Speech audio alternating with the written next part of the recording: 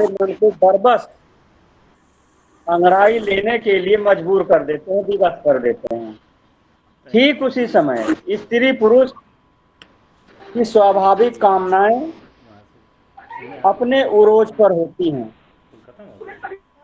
आवाज नहीं आ रही। रिश्तों में प्रगाढ़ता पैदा होती है, मौसम अंगड़ाई लेता है, तब नायिकाएं अपने परदेसी पिया यानी साजन को याद करती हैं। मैं अभी एक पक्ष बोल रहा हूँ कि सावन का जो अपना एक उद्देश्य हम लोग समझते हैं, पब्लिक समझती है, जनता समझती है, आज तक जो लोग समझते आए हैं, मैं उसी के बारे में बता रहा हूँ कि जो एक मौसम का ये खेल होता है, इस मौसम में आखिर बात क्या होती है कि हर आदमी, पेड़ पौधे, मौसम, प्रकृति सब प्रफुल्लित हरे भरे हो जाते हैं और ऐसा लगता है सारे लोग सुखी हैं। और इसी का अनुभव करते हुए नायिकाएं अपने प्रदेश जाने वाले आदमी को, पिया को जिसको कहा जाता है, साजन को याद करती हैं। जिनके पिया प्रदेश चले गए हैं वो इसी महीने में उनको ज़्यादा याद आती है कि आज ये सावन में हमारे घर होते, हमारे साथ होते, तो ये हरियाली, ये मौसम, ये सब हम लोगों के साथ रहता और हम लोग भी गुनगुनाते और प्रकृति का आनंद लेते। ये मौसम का एक पक्ष है जिसे हम बिल्कुल सही तरीके से अनुभव करते हैं। और उसी बीच में, उसी खुशी के बीच में शुरू होता है रक्षाबंधन। वो समय आता है, उसी खुशी के दौर से वो गुजरते हुए रक्षाबंधन का त्यौहार आता है।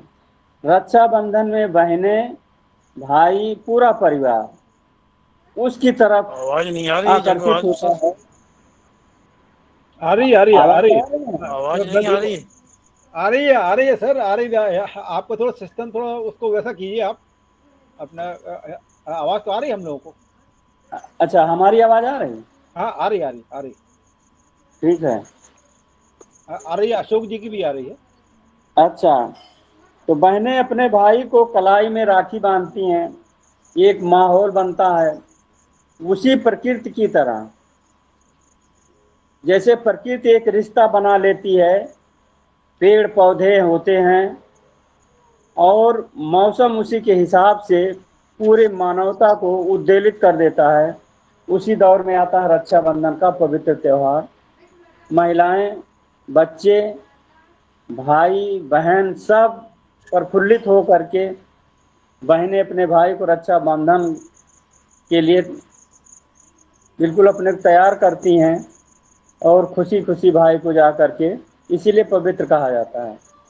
पवित्रता का एक और दूसरा अर्थ है जिसे मैं समझता हूँ कि हमारी बिरादरी के लिए ज़्यादा उसका महत्व है।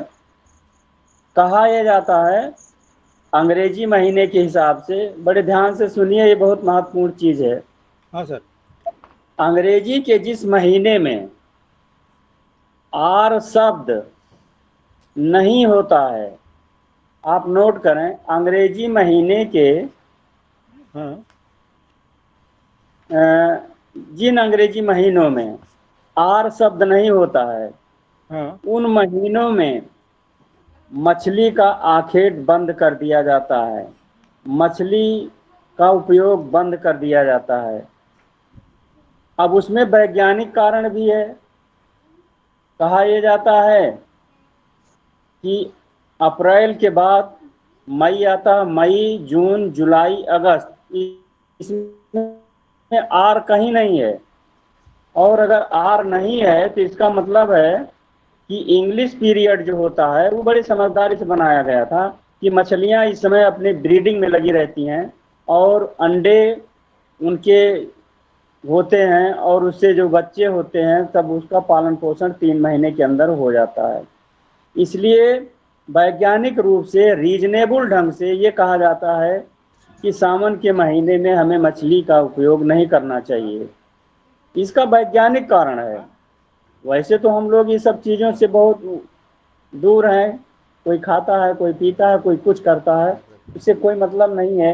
लेकिन एक साइंटिफिक ढंग से भी एक आया कि महीना पवित्र क्यों कहा जाए, तो उसका एक कारण और है ये कि सावन के महीने में कोई भी मत्स्य आखेट करना वो उस वर्ग के लिए अच्छा नहीं है जो ये समझता है कि इस समय मछलियां अपनी ब्रीडिंग में लगी रहती हैं, बच्चे अंडे सब उसमें उनके पालन पोषण अंडे देने के समय होते हैं। ये एक वैज्ञानिक कारण कहा जाता है, इसलिए भी पवित्र महीना कहा जाता है कि इसमें लोग खाते पीते नहीं हैं। बहरहाल हम तो बहुत बाद में जाने इस चीज़ को, जब हम इलाहाबाद में पढ़ने आए तो यहाँ की बिरादरी के लोगों से जब मुलाकात हुई तब उन लोगों ने बताया इस चीज़ को कि हम लोग भाई सावन में ये सब खाते पीते नहीं हैं।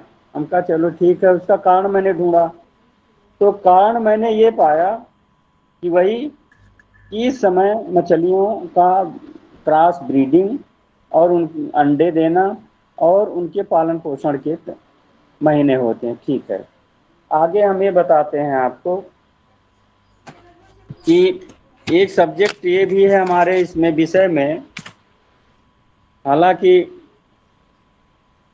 सावन का हम बखान दूसरे भी ढंग से कर सकते हैं, लेकिन सावन को हम लोग एक और पक्ष आया कि पवित्र महीना कहा जाता है।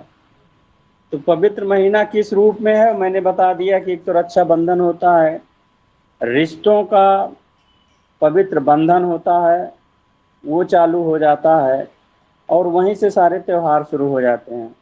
दूसरा ये है कि इसी समय